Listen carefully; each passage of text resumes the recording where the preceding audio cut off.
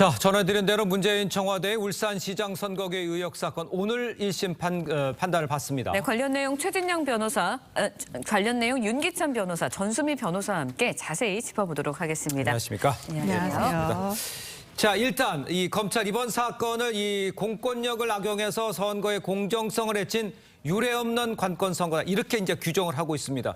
자, 이걸 왜 이렇게 본 건지, 그 근거가 뭔지를 먼저 좀 설명해 주세요, 윤 변호사님. 이게 좀 오래돼가지고 많이들 잊어먹으셨을 맞아요. 텐데 예. 이게 송철호 씨라고 울산시장 선거에 이제 당선된 분입니다. 맞습니다. 그런데 송철호 씨가 누구냐면 대통령의 30년직이라고 일컬어진 분이에요. 네. 이분이 선거에 거의 7차례가 나왔는데 다 떨어지셨거든요. 그래서 네. 대통령 그 당시 문재인 전 대통령이 본인이 이제 송철호 씨가 당선되는 것이 뭐 꿈이다, 소원이다 이런 식의 말씀을 하신 이후에 쭉 벌어졌던 일입니다. 네. 근데 이제 당선이 되려 그러면 사실 그 지역이 공천이 돼야 되는 것이고요. 그렇죠. 그다음에 공약들이 입안이 돼야 되는 것인데 공천 과정에서 특정인을 이제 배제했다는 이런 움직임이 하나 있었던 것이고요. 아. 또 하나는 그 당시에 김기현 현 대표가 유력한 후보였어요. 시장이었고. 네. 이분에 대한 청탁 수사가 있었다라는 부분이 하나 있는 것이고요. 또 하나는 이제 공약 부분인데 이 공약이 청와대 전 부처가 달려들어서 공약 실현 과정에 개입했다. 이런 이제 공직선거법 위반, 그다음에 뭐 직권남용 이런 것들이 들어있는 쟁점인데 문제는 예. 뭐냐면 예. 너무 오랫동안 걸렸죠, 1심까지. 그러니까요. 3년 10개월 정도 걸린 것 같습니다. 예. 네. 결국 이 사건의 유무죄를 가른 핵심 쟁점, 청와대 조직적 개입을 했는지 여부 아니겠습니까? 어떻습니까?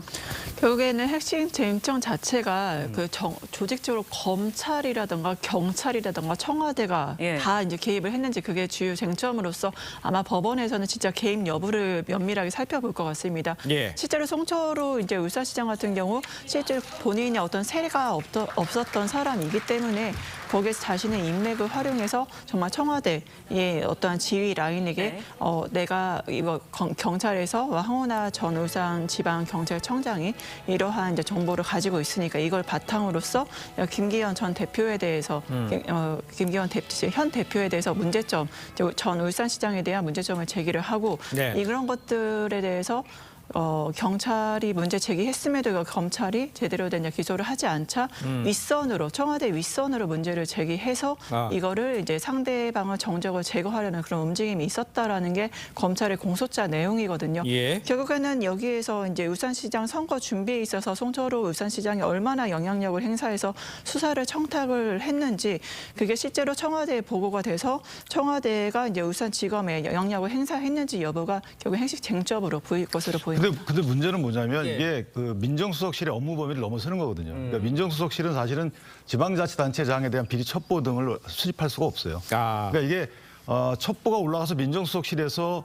그 당시에 황운하 경찰청장을 통해서 이렇게 수사가 시작된 건데 황운하 경찰 당시 울산청장의 경우에는 사실 총경이었거든요. 근데 직전에 직급 정년이 있습니다. 계급 정년이 있는데 계급 정년 거의 마지막 해에 경무관은 승진하니 울산지방경찰청으로 갑니다. 야. 그리고 나서 이 수사를 맡았기 때문에 일각에서는 이게 다 짜여진 각본 아니냐라는 의혹이 있었던 것이고요. 또 하나는 영장을 독려하는 그런 행위를 민정수석실에서 하죠. 네네. 울산지검에. 이런 여러 가지 사태를 볼 때 과연 송철호 씨가 아니었더라도 이렇게 했을 것인가. 그리고 다 업무 범위를 넘어섰기 때문에 이 부분은 무죄가 나올 가능성이 좀 크지 않을까라는 생각이 알겠습니다. 일단 검찰은 유례없는 이 관건 선거다 이렇게 이야기를 하고 있죠. 일단 송철호 전 울산시장은 징역 6년, 또 황운하 의원 징역 5년을 구형을 받은 상태입니다. 네. 오늘 결과에 따라서 황 의원 의원직 어떻게 되는 건지 이거는 어떻게 볼 수가 있는 건가요? 그러니까 이제 공직선거법 위반도 있기 때문에 당연히 이제 그 피선거권은 박탈이 되는데요. 이건 최종 확정이 됐을 경우에 박탈이 됩니다. 그러니까요. 그러니까 지금 1심이거든요. 아, 네. 그러니까. 그러니까 국민들은 이게 다 이게 3년 이상 걸렸기 때문에 최종심일 것이다라는 생각들을 하고 계신데 1심입니다. 1심. 1심이죠. 이 1심 진행 중에 이미 송철호 씨는 다 임기를 마쳤고요. 네. 그러니까요. 그렇기 때문에 황운하 씨에 대한 이제 피선거권 제한 여부인데 이 부분은 대법원에서 확정 판결이 확정돼야지만 결정이 되는 것입니다. 그러면 임기는 뭐 다 채운다고 봐야겠네요. 문제는 이제 재공천 여부죠. 공천 여부. 1심에서 만약에 선고가 나게 되면 2심이 진행되고 3심이 진행되겠지만 어쨌든 공천받는 데 있어서 향후에 피선거권이 박탈이 되게 되면 또 다시 보궐선거를 치러야 되거든요. 그렇겠죠. 이런 측면에서 공천을 과연 하는 것이 적절한지 여부 이것이 쟁점이 될 것 같습니다. 알겠습니다. 네, 검찰에서는 징역 6년, 징역 5년이란 중형 구형을 했습니다. 예. 전수인 변호사님께서 보시기에는 선거 결과 어떻게 예상하시나요? 아무래도 뭐 일부 후에 유죄가 되거나 무죄가 되지 않을까 판단이 되는 게 지금 이제 검찰의 공소장 내용은 좀 정말 영화 같습니다. 만약에 이게 전 대법원까지 가면은 영화로 시나리오로 제작을 해도 무리가 없을 정도인데 왜냐하면은 손초루 전 울산시장이 얼마나 뭐 영향력이 그렇게 대단하고 선거에 나가본 적도 없는 당선된 적도 없는 사람이 청와대라든가 이제 관계 기관에 자신의 영향력을 행사해서 상대 정적까지 제거를 하고 그렇게 이제 출마를 할 수 있는지에 대해서 이 사람의 영향력이 뭐 얼마나 대단하길래 과대 포장을 한 게 아닌가 그런 이제 의구심을 가질 수밖에 없는 거고 예. 그다음에 징역형 이상의 선고가 확정이 돼야 되기 때문에 이렇게 앞에서 변호사님께서 말씀하신 대로 결국은 대법원까지 가면은 이제 확정 판결이 나오기 전까지 임기가 이제 보장이 되는 측면 예. 여기는 재공천 여부가 이제 핵심 여부로 보일 것으로 보이기 때문에 예. 실제로 이게 검찰의 구형을 그렇게 했다 해도 재판부에서 구체적인 바로 증거가 있는지 지금 진술만 있거든요. 네. 그 증거가 확보되는지 여부, 그다음에 진술의 이제 신빙성이 얼마나 이제 재판부에서 인정되는지 여부, 그 모든 것들이 고려돼서 이제 판단되지 않을까.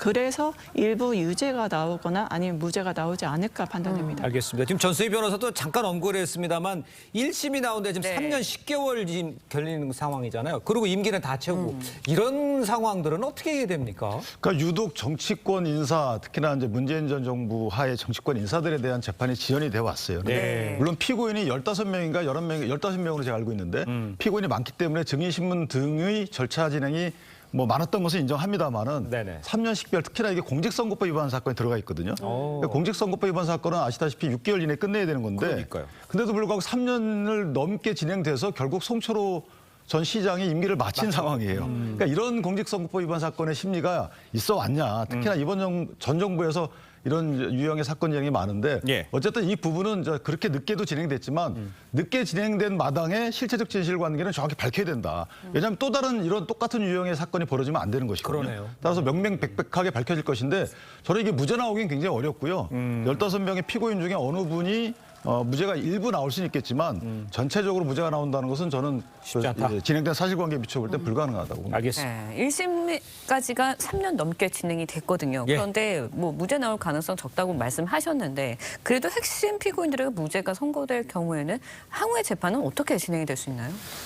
향후 재판은 이제 결국엔 검찰이 지금 구형을 굉장히 세게 때렸잖아요. 그래서 검찰이 이런 기소에 대해서 과연 수사의 정당성이 있느냐, 이제 황운하 의원이나 관계자들 그 목소리에 힘이 실릴 수밖에 예. 없을 것 같아요. 황운하 의원 같은 경우는 내가 검경의 수사권 분리라든가 검찰의 이제 과도한 권력 집중에 대해서 문제를 제기했던 사람인데 이런 나에 대한 표적 수사가 아니냐라고 하는 게 바로 황운하 의원의 입장인 거거든요. 그렇기 때문에 지금까지 이제 무죄가 나와버리면 검찰의 수사를 했던 것 자체가 과연 이게 정당성이 있는가라는 정당성 훼손의 문제가 좀 있을 수 있다라고 봅니다. 알겠습니다. 네. 전부 무죄가 아니더라도 일부 유죄가 나올 경우에 만약에 그렇다면 이제 조국 전 장관 또 임종석 전 비서실장 의혹의 대상이었었습니다. 그렇다면 만약에 오늘 유죄가 일부 나올 경우에 이들에 대한 수사도 제기될 가능성은 있다 이렇게 볼 수 있습니까? 법리적으로는 가능합니다. 이제 예. 공범이 일부 기소가 될 경우에는 해당 범죄 사실에 대한 공소 시효가 정지가 되거든요. 네. 근데 그것은 물론 이제 그 기소권이 검찰에 있기 때문에 이게 재량이거든요. 그래서 어떻게 할지 모르겠지만 만약에 공소장 그 판결문에 저들의 행위 분담이 명확하게 적시가 된다 그러면 네. 저것은 또 기소를 안 한다는 것도 어찌 보면 그 편파적인 거라서 네. 그런 이제 판결문에 저분들에 대한 그 가담 행위에 대한 적시 여부 네. 이것들을 좀 봐야 될 것 같습니다. 그렇군요. 네, 유무죄 결과에 따라서 굉장히 많은 것이 예. 갈리게 될 것 같은데 오늘 재판 결과에 따라서 검찰 수사 문재인 청와대 윗선을 향할 가능성도 있지 않을까라는 생각도 들거든요. 어떻게 전망하시나요? 결국에는 그 청와대 핵심 라인의 개입 여부겠죠. 근데 여기서 좀 의아해하는 거는 알겠지만 임종석 비서실장이라던가 아니면 조국 민정수석이 기소가 안 됐습니다. 그리고 청와대에선 그 둘이 굉장히 핵심이잖아요.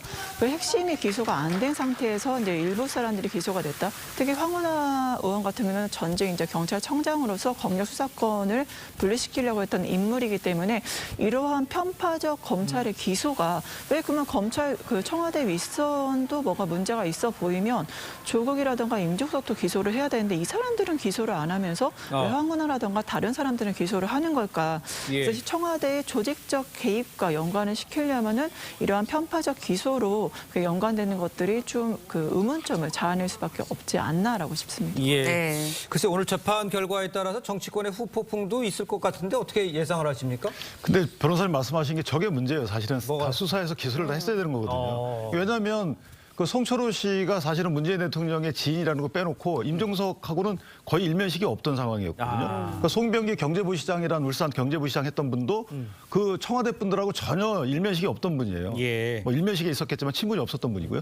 그런데 어떻게 청와대 균형발전비서관부터 민정수석실부터 다 동원돼가지고 저렇게 엮이자 이 말이죠. 예. 저 부분은 글쎄 맨 윗분의 어떤 글쎄 말씀 이런 것들에 대한 실현 절차로 볼 수밖에 없는 것이고 뭐 전직 대통령에 대한 여러 가지 뭐 합의가 있겠지만 어쨌든 사법적인 차원에서는 그의 파장이 결국 또 다른 수사로 이어질 가능성도 없지 않아 있다. 이렇게 알겠습니다. 울산시장 선거개 의혹 사건 1심 판결 오늘 있습니다. 네. 2심 선고 지켜보도록 하겠습니다. 두 분 말씀 여기까지 듣겠습니다. 고맙습니다. 고맙습니다. 감사합니다.